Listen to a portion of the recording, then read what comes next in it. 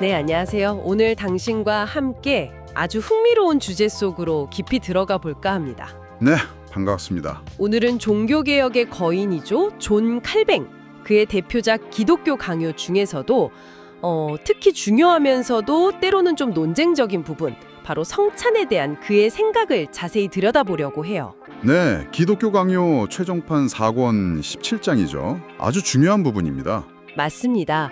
저희 목표는 명확해요. 칼뱅의 성찬론이 언뜻 보면 좀 복잡해 보일 수 있거든요. 이걸 좀 명쾌하게 풀어보는 거죠. 그렇죠.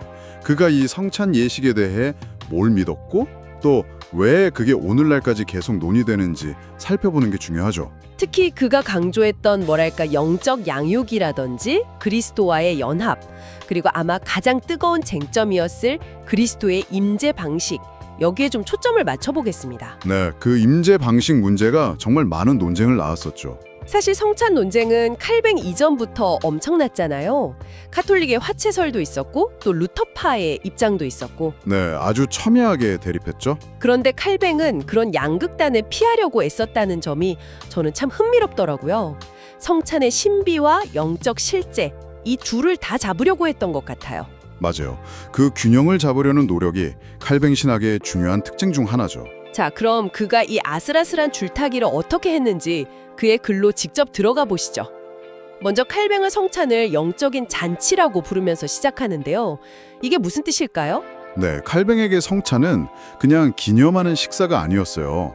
그가 본 핵심 목적은 하나님께서 우리 영혼의 유일한 양식이신 그리스도를 우리에게 주시는 거예요. 아, 그리스도를 주신다? 네, 그래서 우리가 영원한 생명을 얻고 또 그 생명을 계속 유지하도록 하시는 거죠. 비유를 들자면 아주 자상한 아버지가 자녀를 먹여서 키우는 모습, 그런 이미지로 설명합니다. 그냥 상징이 아니라는 거군요. 아버지의 사랑처럼 우리를 살리는 양식이다. 그럼 이 잔치가 주는 가장 큰 유익은 뭔가요? 우리가 이걸 통해서 얻는 가장 중요한 것. 이게 정말 핵심인데요. 칼뱅은 성찬이 그리스도와의 실제적인 연합, 그러니까 Union with Christ, 이걸 확증하고 더 깊게 만드는 자리라고 봤어요. 실제적인 연합이요? 네, 여기서 놀라운 교환, 미리피카 코무타티오라는 개념을 이야기하는데 이게 정말 놀라운 개념이에요. 놀라운 교환, 뭔가요? 한번 생각해 보세요. 그리스도의 생명, 그의 의로움, 그의 거룩함, 그 모든 좋은 것들이 성찬을 통해 영적으로 우리의 것이 된다는 거예요. 와, 그리스도의 것이 우리의 것이 된다고요? 네, 이건 단순한 비유가 아니에요. 칼뱅은 이걸 영적인 실제라고 강조했어요. 이 엄청난 선물을 우리가 성찬에서 확인하고 누린다는 거죠. 놀라운 교환이라 정말 강력한데요. 그럼 눈에 보이는 빵과 포도주는 이 영적인 실제와 어떻게 연결되는 건가요? 이건 그냥 상징 아닌가요? 칼뱅은 여기서 유비, 즉 유사성을 아주 중요하게 생각했어요. 우리가 빵을 먹고 포도주를 마시면 몸에 힘이 나고 생명을 유지하잖아요. 네, 그렇죠. 마찬가지로 그리스도의 몸과 피는 우리 영혼의 유일한 양식이 되어서 우리를 영적으로 살리고 자라게 한다는 거죠. 아, 육신의 양식과 영혼의 양식의 유사성이군요. 맞아요. 그래서 빵과 포도주는 단순한 상징을 넘어서 그 자체로 영적인 실제, 즉 그리스도의 몸과 피를 가리키고 더 나아가 믿음으로 받을 때 그것을 우리에게 전달하는 역할까지 한다고 본 거예요. 전달하는 역할까지요? 그러니까 눈에 보이는 빵과 포도주가 보이지 않는 영적 양식을 붙잡도록 돕는 일종의 손잡이 같은 거군요. 네, 그렇게 볼 수 있죠. 사실 눈에 보이지 않는 진리는 믿기 어려울 때가 많은데 당신도 공감하실 것 같아요. 이런 가시적인 표지가 우리의 좀 약한 믿음을 붙들어주는 역할을 한다는 거죠. 맞습니다. 그리고 그 영적 양식은 궁극적으로 우리를 영생으로 이끈다는 점이 중요해요. 칼뱅은 성찬을 십자가 사건과 아주 긴밀하게 연결시키거든요. 십자가와 성찬, 어떻게 연결되나요? 십자가에서 예수님이 단번에 이루신 구원의 약속이 있잖아요. 성찬은 그 약속이 바로 나를 위한 것임을 도장 찍듯이 확증해 준다는 거예요. 아, 나를 위한 약속임을 확인시켜준다. 네, 그리고 그 효력을 현재 내 삶에 적용시켜 주는 거죠.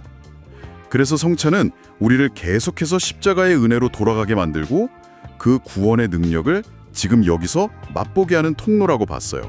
그러니까 성찬은 십자가를 가리키고 그 효력을 전달하는 표지다. 이렇게 이해하면 될까요? 정확합니다.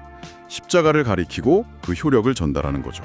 십자가의 완성이 성찬을 통해 현재 나의 것이 된다. 그렇군요. 그럼 이 엄청난 선물을 우리는 어떻게 받아야 하는 건가요?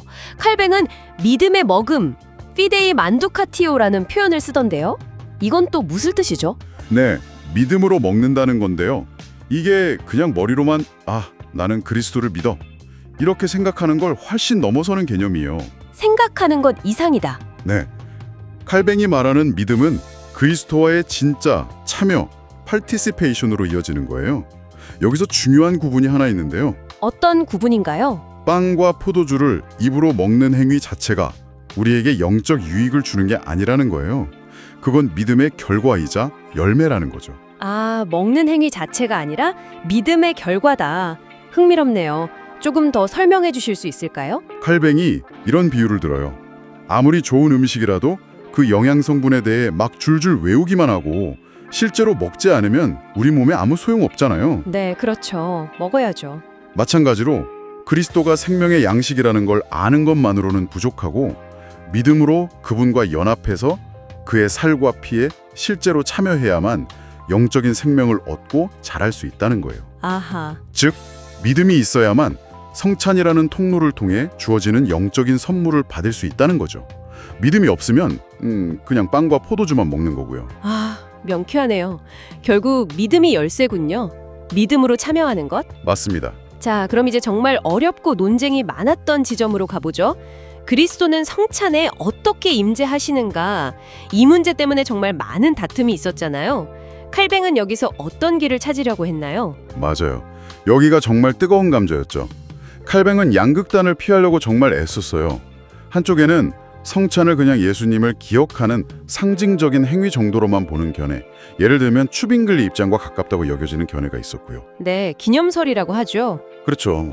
달건 쪽에는 빵과 포도주가 글자 그대로 예수님의 살과 피로 변한다거나, 이게 카톨릭의 화채설이죠. 혹은 예수님의 몸이 빵 안에 빵과 함께 물리적으로 존재한다는, 이건 일부 루터파의 입장, 공제설이라고도 하고요. 견해가 있었죠. 양극단이 뚜렷했네요. 네, 칼뱅은 이 둘 다 문제가 있다고 봤어요. 전자는 성찬이 주는 실제적인 은혜를 너무 약화시키고, 후자는 성경이나 이성에 맞지 않을 뿐 아니라 오히려 성찬의 신비를 해친다고 생각했죠. 그럼 칼뱅의 입장은 그 중간 어디쯤이었을까요? 아니면 전혀 다른? 중간이라기보다는 그만의 독특한 길을 제시했다고 보는 게 더 정확할 것 같아요. 칼뱅은 우리가 성찬에서 단지 그리스도의 영이나 능력에만 참여하는 게 아니라고 봤어요. 영이나 능력만이 아니다. 그럼 뭐죠? 그의 살과 피, flesh and blood, 그 자체에 실제로 참여한다고 아주 강하게 주장했어요. 살과 피 자체에 참여한다고요? 이게 좀 놀라운데요? 물리적으로 여기 계시지 않는데 어떻게 그의 살과 피에 참여한다는 걸까요? 그렇죠. 그게 핵심 질문이죠. 살과 피를 왜 그렇게 강조했을까요? 그냥 영적으로 임재하신다고 하면 좀 더 쉬울 것 같은데 말이죠. 네, 저도 그게 궁금했어요. 칼뱅에게는 이게 아주 중요했어요. 왜냐하면 그리스도께서 사람이 되셨을 때 바로 그 취하신 인간적인 육체를 통해서 우리에게 생명을 나누어 주시길 원하셨다고 봤기 때문이에요. 그 육체를 통해서? 네, 신성의 무한한 생명이 인간이 되신 그리스도의 몸을 통해서 우리에게 흘러 들어온다는 거죠. 마치 샘에서 흘러나오는 물줄기가 우리에게 생수를 공급하듯이 말이에요. 샘과 물줄기 비유, 이해가 되네요. 그래서 그의 살과 피에 참여하는 것이 영생을 얻는데 필수적이라고 본 거예요. 인성을 통하지 않고서는 우리가 신성에 참여할 수 없다는 그런 생각이었죠. 그리스도의 인성이 생명을 전달하는 통로 역할을 한다. 알겠습니다. 그런데 여전히 질문이 남아요. 그리스도의 몸은 부활 승천하셔서 지금 하늘에 계시잖아요. 네, 그렇죠. 그런데 어떻게 땅에 있는 우리가 그의 살과 피에 실제로 참여할 수 있다는 거죠? 물리적인 임재는 아니라면서요. 모순처럼 들리는데요. 바로 그 지점에서 칼뱅 신학의 아주 중요한 개념이 등장합니다. 바로 성령의 은밀한 능력, Secret Power of the Holy Spirit이에요. 성령의 은밀한 능력? 네, 칼뱅은 성령께서 시간과 공간의 제약을 초월해서 하늘 보좌에 계신 그리스도와 땅 위에 있는 우리를 신비하게 연결시켜 주신다고 설명해요. 이게 우리의 이성으로는 다 이해할 수 없는 성령님의 놀라운 역사라는 거죠. 아, 성령님이 그 역할을 하시는군요. 맞아요. 그는 태양 비유를 들기도 했어요. 태양은 저 멀리 하늘에 있지만 그 빛과 열기는 땅에 도달해서 우리에게 영향을 주잖아요. 네, 그쵸. 마찬가지로 성령께서 하늘에 계신 그리스도의 생명과 능력을 우리에게 실제로 전달해 주신다는 거예요. 그래서 우리는 성찬을 통해 그리스도와 진짜로 연합하게 된다는 거죠. 거리를 초월해서요. 와, 성령님이 그 연결고리시군요. 하늘에 계신 그리스도와 땅에 우리를 잇는 다리 같은 역할이네요.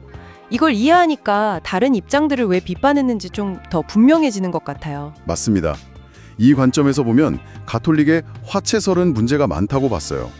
빵과 포도주의 본질, substance가 자체가 변하고 겉모습, excidence만 남는다는 건 성경적 근거도 부족하고 철학적으로도 문제가 있다고 봤고요. 무엇보다 유비의 원칙, 즉 보이는 빵이 보이지 않는 몸을 가리키고 상징한다는 성례의 중요한 원리를 깨트린다고 비판했죠. 상징, 빵이 상징하는 대상, 몸으로 변해버리면 그건 더 이상 상징이 아니게 되니까요. 그렇군요. 상징이 파괴된다. 그럼 루터파의 입장은요? 일부 루터파에서 주장했던 지역적 임재나 편재적 임재도 강하게 반박했어요. 그리스도의 물리적인 몸이 빵 안에 빵과 함께 빵 아래에 있다거나 심지어 신성처럼 어디에나 동시에 존재할 수 있다는 주장이었죠. 몸이 어디에나 있다고요? 네, 칼뱅은 여기서 그리스도의 인성을 아주 강하게 붙들었어요. 부활하신 몸이라도 여전히 유한한 인간의 몸이고 그 몸은 지금 하늘의 특정 장소에 계신다. 사도행전 3장 21절을 근거로 들죠. 아, 하늘의 특정 장소에? 네, 만약 그리스도의 몸이 어디에나 있다면 그건 그리스도의 신성과 인성을 혼동하는 심각한 오류, 마치 고대의 유치케스주의 같은 오류에 빠질 수 있다고 경고했어요. 그님 교부 아우구스티누스를 인용하면서 그리스도의 몸은 영광스럽게 되었지만 여전히 몸의 형태와 한계를 지니고 하늘에 계시다는 점을 분명히 했죠. 그렇군요. 칼뱅은 그리스도의 참된 인성을 지키는 것도 매우 중요하게 생각했네요. 그럼 정말 결정적인 구절인데요. 예수님이 직접 하신 말씀. 이것은 내 몸이라. 혹 에스트 콜푸스 메움. 이 강력한 구절은 어떻게 해석해야 할까요? 이게 화채설이나 공제설의 가장 큰 근거 구절 아니었나요? 맞아요. 아주 중요한 구절이고 논쟁의 핵심이었죠. 칼뱅은 이 표현이 성경, 특히 성례에 관한 구절에서 흔히 사용되는 환유, 메타니미 용법이라고 설명했어요. 환유요? 그게 뭔가요? 좀 어려운데요. 성경에서 할례를 언약이라고 부르기도 하잖아요. 네, 창세기에 나오죠. 할례 자체가 언약은 아니지만 언약을 상징하고 확증하죠. 또 이스라엘 백성이 광야에서 마셨던 반석을 그리스도라고 부르기도 하고요. 아, 고린도전서에. 네, 반석이 그리스도는 아니지만 그리스도를 예표하잖아요. 마찬가지로 빵 자체가 몸은 아니지만 몸을 표상하고 더 나아가 믿음으로 받을 때 그 몸의 영적인 실제와 효력을 우리에게 제공하고 전달한다는 거예요. 아하, 표징이 실제의 이름으로 불리면서 그 실제를 전달하는 역할까지 하는군요. 그렇죠. 그래서 이것은 내 몸이라는 말은 이것은 내 몸을 상징하며 너에게 전달하는 표징이다 라는 의미로 이해해야 한다는 거죠. 이 해석 역시 아우구스티누스 같은 교부들도 지지했다고 칼뱅은 덧붙였어요. 와, 환유라는 개념으로 푸니까 또 다르게 들리네요. 단순히 상징이다라고 말하는 것과는 무게감이 완전히 다른데요. 표징이 실제를 전달하는 역할까지 한다니. 정확해요. 칼뱅이 거부한 것은 물리적이고 지역적인 임재 방식이었지 성찬에서 그리스도와의 실제적인 교제 자체를 약화시킨 게 절대 아니에요. 그는 오히려 참되고 실제적인 교통, True and Real Communication을 계속 강조했어요. 참되고 실제적인 교통. 네, 이건 그냥 마음속으로 상상하거나 생각하는 게 아니에요. 성령의 놀라운 능력을 통해 우리가 영생의 양식으로서 그리스도의 실체, substance, 즉 그의 살과 피에 담긴 생명력에 참으로 참여하는 것을 의미해요. 상상이 아니라 진짜 참여군요. 그렇죠. 여기서 중요한 포인트는 우리가 그리스도를 하늘에서 땅으로 끌어내리는 게 아니라는 거예요. 오히려 우리의 믿음과 성령의 역사를 통해 우리가 영적으로 하늘에 계신 그리스도께로 올라가서 그와 연합한다는 거죠. 우리가 올라간다. 흥미로운 관점이네요. 정말 경이로운 신비라고 칼뱅은 계속 말했죠. 인간의 이성으로는 다 파악할 수 없는. 듣고 보니 칼뱅의 설명은 굉장히 섬세하고 정교하네요. 정리해보면 성찬에서 중요한 건 빵과 포도주 그 자체가 아니라 우리의 믿음으로 하늘에 계신 그리스도를 바라보는 것이군요. 네, 믿음이 중요하죠. 그리고 이 보이는 표징들을 통해서 성령께서 우리에게 주시는 보이지 않는 영적인 실제, 그리스도의 몸과 피, 그리고 그 안에 담긴 모든 은혜를 받는 것이고요. 맞습니다. 당신에게 이 견해는 성찬이라는 선물의 실제성을 놓치지 않으면서도 동시에 승천하신 그리스도의 인성의 본질 또한 지키려는 아주 정교한 노력으로 보일 수 있겠습니다. 네, 칼뱅 신학의 깊이를 보여주는 지점이라고 생각해요. 자, 오늘 존 칼뱅의 성찬론이라는 깊고도 중요한 주제를 함께 탐구해봤는데요. 이제 마무리할 시간이 된 것 같습니다. 핵심을 다시 한번 짚어볼까요? 네, 좋습니다. 칼뱅에게 성찬은 영적인 잔치였어요. 맞죠? 네, 영적인 잔치. 우리 영혼을 위한 잔치죠. 우리가 믿음으로 참여할 때 그리스도의 몸과 피에 참되게 연합하고 영적인 양식을 공급받는다는 거고요. 그렇죠. 실질적인 연합과 양육이 일어나는 거죠. 이 연합은 물리적인 방식이 아니라 성령의 신비로운 능력으로 이루어지고 빵과 포도주는 이 실제를 가리키고 전달하는 중요한 표징이라는 점. 네, 성령님의 역할이 절대적입니다. 칼뱅은 정말 신중하게 그 균형을 잡으려고 노력했어요. 성찬을 단순한 기념 행사나 상징으로 축소시키는 경향도 피하고 또 그가 보기에 비성경적이고 비논리적인 물리적 현존을 주장하는 견해도 피하려고 했죠. 그 균형 감각이 참 대단한 것 같아요. 그의 설명에서 정말 중요한 역할을 하는 건 바로 성령님이에요. 성령께서 하늘에 계신 그리스도와 땅에 있는 우리를 연결하는 다리 역할을 하시고 그리스도의 생명을 우리에게 전달하는 통로가 되어주시는 거죠. 이걸 놓치면 칼뱅을 오해하기 쉬워요. 칼뱅의 설명은 논리적이고 성경에 충실하려 애쓴 흔적이 역력하지만 동시에 그 자신도 이것이 인간의 이성을 초월하는 깊은 신비, 미스터리임을 계속해서 강조했다는 점이 참 인상 깊습니다. 네, 겸손하게 신비 앞에서는 태도를 강조했죠. 칼뱅의 성찬론이라는 이 풍성하고도 깊은 주제를 통해 함께 생각하는 시간을 가져주신 당신께 감사드립니다.